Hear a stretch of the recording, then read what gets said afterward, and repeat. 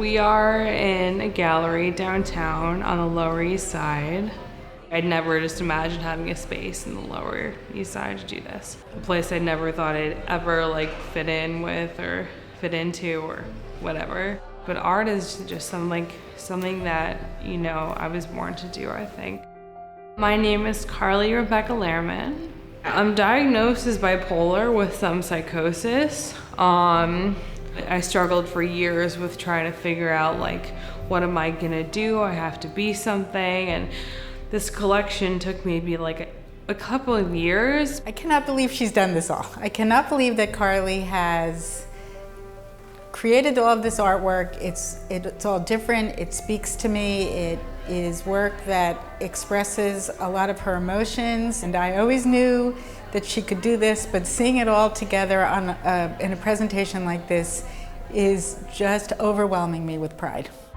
Because of what I've struggled with in terms of my mental illness, it's been really difficult to find my forte, or at least find a couple fortes and stick with them.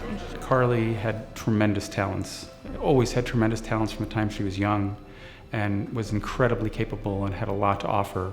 And it was just a question of going through a long funnel to get to this point and take it into the future.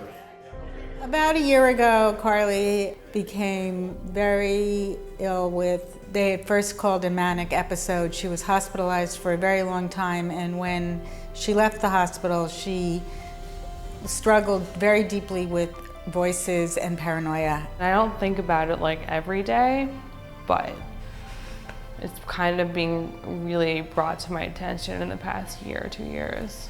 It took me a period of time myself to come to grips with the fact that someone in my family, someone I love so much, struggled and suffered so much. I had this great will that I could almost will it to be better.